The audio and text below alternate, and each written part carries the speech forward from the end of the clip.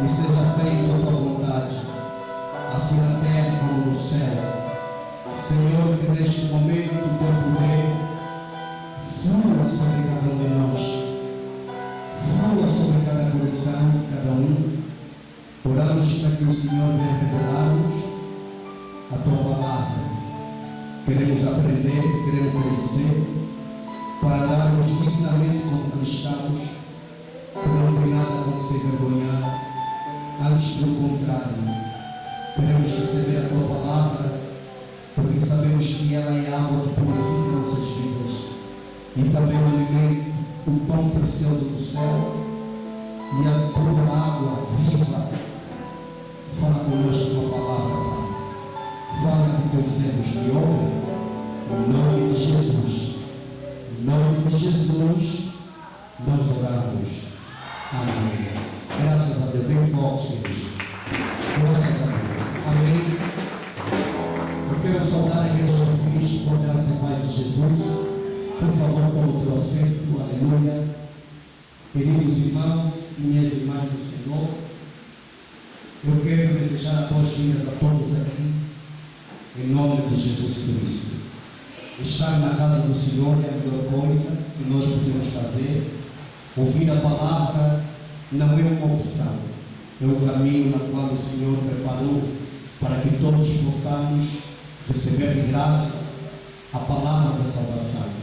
Por isso, seja abençoado, seja livre de qualquer mal. Prepara a sua caneta, a sua lapiseira, prepara o teu caderno para o ensino ou para mais um ensino. Eu creio que através desse ensino de hoje, a sua vida não será a mesma. Amém? Vamos então olhar para o estudo, o ensinamento desta noite. Nós hoje temos a graça de olhar para 1 de Coríntios, capítulo 1, versículo número 10. Há lá um texto muito abençoado, um ensino muito abençoado para cada um de nós. Amém? Porque a igreja, ela tem que ser, na verdade, dirigida pelo Senhor e pelo poder da sua palavra. 1 de Coríntios, capítulo 1, versículo de número 10. Quantos acharam? Segura forte, diga amém. Vamos ouvir a palavra. Verso 10. Rogo-vos, porém, irmãos, pelo nome de nosso Senhor Jesus Cristo, que digais todos uma mesma coisa, e que não haja entre vós distinções, antes sejais unidos em um mesmo sentido e em um mesmo parecer. Palavra da salvação. Queridos e queridas irmãs do Senhor, mamães e papais, hoje Deus nos graciou com mais um tema. E o tema desta noite é união entre os irmãos na igreja. Você poderia repetir comigo este tema? União entre os irmãos na igreja. Graças a Deus. Queridos irmãos, a falta de união tem levado muitas igrejas à destruição. Assim como qualquer uma outra instituição, se não tiver união, ela destrói. Pode ser uma empresa, uma família, uma equipa de futebol, qualquer lugar, qualquer instituição, onde a união não está presente, esta instituição entra em decadência, ou seja, ela é destrói. E não é diferente com a igreja de Cristo.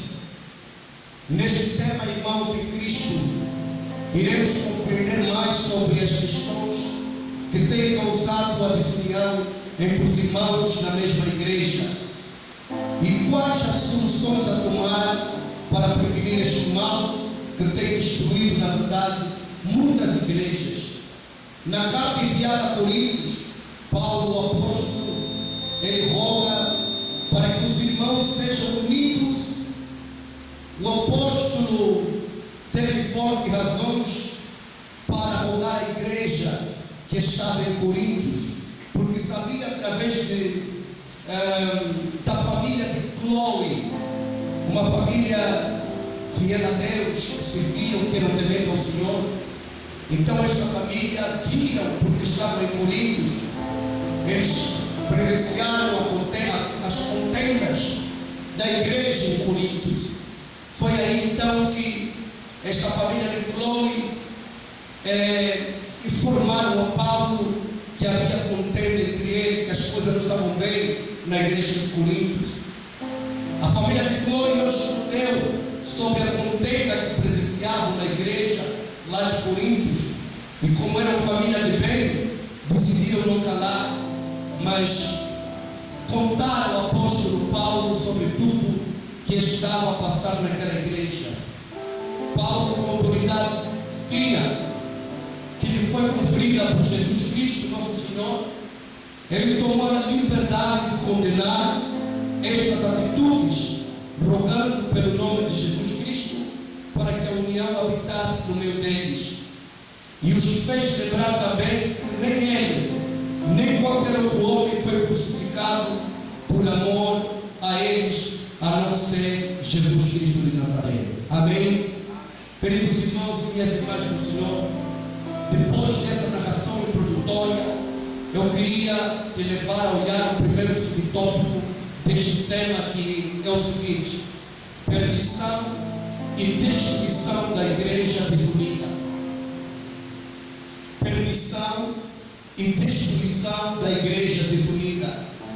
É bem verdade, queridos irmãos e minha irmã em Cristo, que Paulo começa a condenar aqueles atos, porque na verdade há consequências de uma igreja que vive desunida. Uma igreja que não está unida é uma igreja que é levada à perdição, é levada à destruição por causa desta desunião. 1 Coríntios, quando tomarmos bem atenção, no capítulo 1 do seu versículo 13, Paulo diz uma palavra importante para a igreja. Ele diz: está Cristo dividido? Foi Paulo crucificado por vós? Ou fostes vós batizados em nome de Paulo? Diga a glória a Deus. O próprio apóstolo olha para o corpo de Cristo e pergunta: Cristo está dividido? É claro que Cristo não está dividido. Será que foi Paulo que foi crucificado por vós? Podemos hoje entrar na igreja de agora, no tempo de hoje. Será que foi crucificado o apóstolo Otávio por vós? Crucificaram Paulo? Crucificaram o apóstolo Otávio? Crucificaram o pastor ou o irmão em Cristo que está ao teu lado por causa da humanidade? É claro que não. Então, porque vivem desta maneira, Paulo vai mais a fundo. Paulo continua: está Cristo dividido? O corpo em que nós fomos chamados para ser enxertado pela graça de Deus, não pela nossa força ou pela nossa sabedoria, não, mas por causa da graça do Senhor, fomos enxertados no corpo de Cristo, pela graça, fomos adotados. Éramos filhos bastardos, nem sequer filhos, nem éramos conhecidos, éramos conhecidos como gentios, aqueles que não têm pacto com Deus. Pois Jesus, ele não veio para os gentios, veio para um povo eleito, um povo israelita. Pela restrição deste povo, a porta da graça se abriu e hoje a humanidade tem experimentado o favor de Cristo. Hoje a humanidade tem experimentado a graça de Cristo. Aleluia. Queridos irmãos e minhas queridas irmãs do Senhor, uma igreja que vive desunidos é uma igreja dividida e destruída. E Paulo diz: Cristo está dividido? Como Cristo não está dividido e uma igreja se dividir, quer dizer que é uma igreja destruída, porque uma igreja de Cristo não é uma igreja que se divide. Aleluia. Paulo, ao perceber da contenda que a igreja de Corinto enfrentava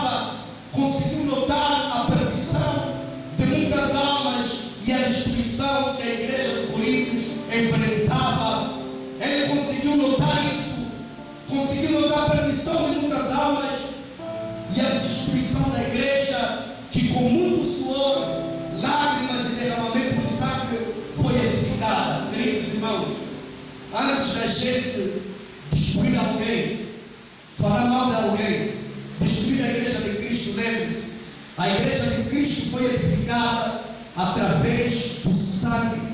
Foram derramados muito sangue, fora do sangue de Cristo.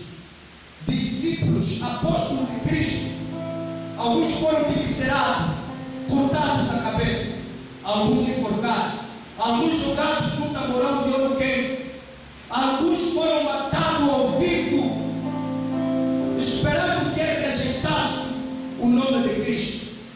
Querido irmão, a igreja de Cristo é muito valiosa, que temos que ter cuidado quando estamos dentro da igreja de Cristo. Diga glória a Deus, igreja. Querido irmão e minha querida irmã, se hoje ouvires a voz do Senhor teu Deus, não endureças os vossos corações, mas arrependei-vos, porque a palavra de Deus veio para isso, para provocar arrependimento na igreja. Aleluia. Um pecador não arrependido não tem lugar na glória, mas um pecador que se arrepende é aceito por Deus. Querido e minha querida irmã, o espírito mundano, eu queria lhe dizer aqui quais são os motivos da desunião entre os irmãos na igreja. Porque você podia perguntar qual é o motivo, por que muitas igrejas se destroem, por que muitas igrejas se dividem, por quê? Por que isso acontece no meio da igreja? Por quê? É uma pergunta que nós todos os dias, no coração ou nos corações de muita gente. Não sou em África, não sou em Angola, mesmo você que está na América, você tem acompanhado muitas situações do mesmo gênero, pois isso não começou agora, começou um tempo remoto lá. Os discípulos, os apóstolos já viveram isso, e hoje a igreja de Cristo tem toda a matéria para prevenir a divisão e destruição da igreja de Cristo. Diga glória a Deus. Quais são os motivos que levam assim a igreja estar desunida? Muita desunião entre os irmãos. Por quê? A resposta é muito simples. É porque o espírito mundano e toda a carnalidade é o principal causador que provoca a desunião entre os irmãos na igreja. Aleluia. Eu vou repetir. O espírito mundano e toda a carnalidade é o principal causador que provoca a desunião entre os irmãos na igreja. Queridos irmãos e minhas irmãs do Senhor, quando olhamos 1 Coríntios capítulo 3, vamos abrir a Bíblia. 1 Coríntios capítulo 3, no seu versículo 3, Paulo diz: porque ainda sois carnais. Aleluia. Abre a igreja. 1 Coríntios capítulo 3, versículo de número 3. Veja bem, entenda, meu querido irmão e minha querida irmã. Estamos juntos? Porque ainda sois carnais, pois havendo entre vós inveja, contendas e dissensões, não sois porventura carnais e não andais segundo os homens? Paulo, sem papa na língua, Paulo, sem querer esconder mal, ele olha para Coríntios e diz: sois carnais. Por que Paulo fala isso?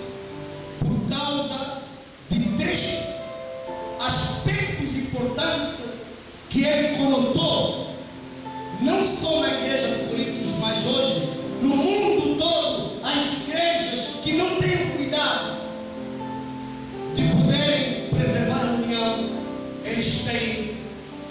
nessa armadilha de Satanás. Aleluia. Escute, querido, Paulo numera aqui 3 atos de carnalidade. 3 atos de carnalidade que é muito fluente acontecer nas igrejas, caso não haver cuidado entre eles.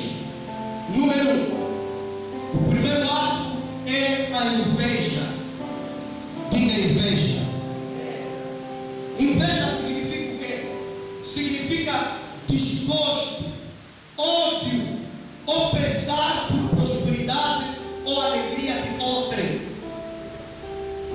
O dicionário define assim: diz que inveja também é você cobiçar o que o outro tem. Nossa, se eu tivesse o que ele tem, e fazer de tudo para alcançar o que o outro tem.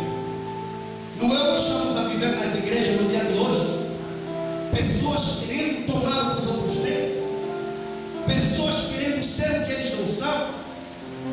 Meus queridos irmãos, hoje nas igrejas temos lutas de cargos, temos luta de posições, temos luta quem vai pregar, quem não vai pregar.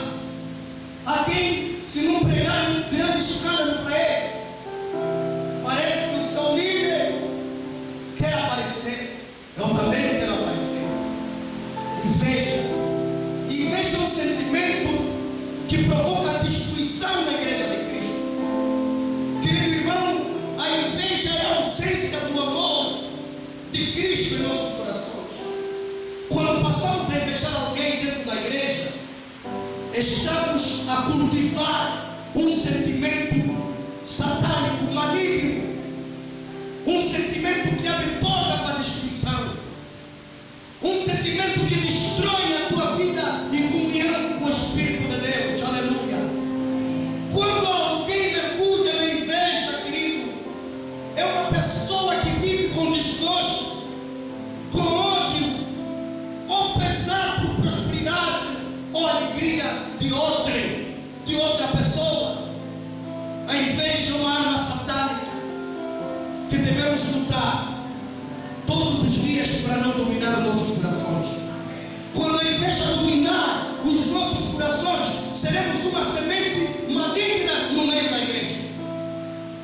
E quando você se torna uma semente maligna, tome nota, você que está em qualquer lugar do mundo, seja na América, na Ásia, na Europa, na África, entenda: quando você tiver a cultivar o sentimento de inveja, você está matando a tua própria vida e se tornando inimigo da cruz. Querido irmão e querida irmã do Senhor, a inveja não é um sentimento que vem do Espírito de Deus, é um sentimento do Espírito do diabo. Por isso a palavra diz: toda inveja seja retirada no meio de vós, porque isso vai fazer com que a igreja de Cristo vive desunida. A inveja nunca vai te permitir você se unir. O que a união faz? A união me faz fazer coisas boas, a união me faz ajudar, a união me faz estender a mão para quem caiu, a união me faz falar bem de alguém, a união me faz eu sacrificar por alguém, a dar a minha vida por alguém, a união me faz sacrificar a mim mesmo e deixar meus interesses de lado para procurar fazer os interesses do outro serem evidenciados.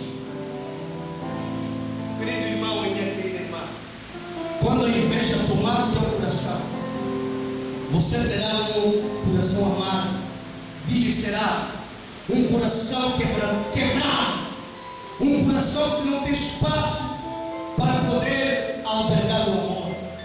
A inveja é inimigo do amor, a inveja é inimigo da união.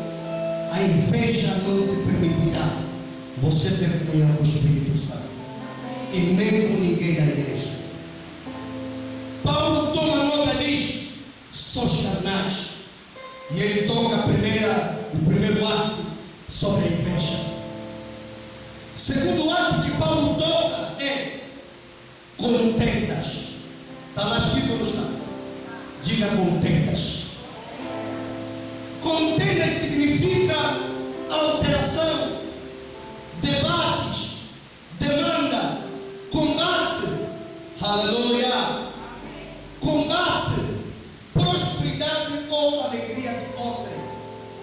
Quando há contendas na igreja do Senhor, você vai querer alterar tudo, porque isso é uma contenda. Alterar o que não é de Deus, alterar o que não é de acordo com aquilo que a liderança está a declarar sobre a igreja de Cristo. Você vai querer alterar tudo.